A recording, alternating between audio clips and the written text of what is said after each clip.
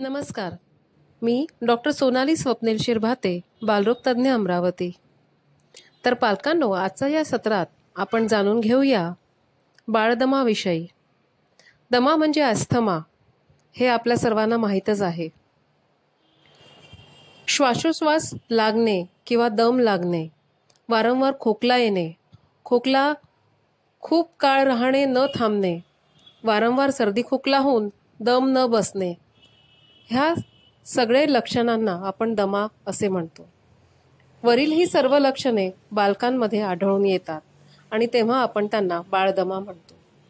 सहसा 2 वर्षाखालील बालकास जेव्हा दम्याची लक्षणे होतात तेव्हा आपण त्याला बाळदमा म्हणतो. 5 वर्षावरील बाळांना दम्याची लक्षणे आढळून आल्यास ही लक्षणे किंवा हा दमा पुढील आयुष्यात राहतो, अस्थमा असे आपण त्याला म्हणतो.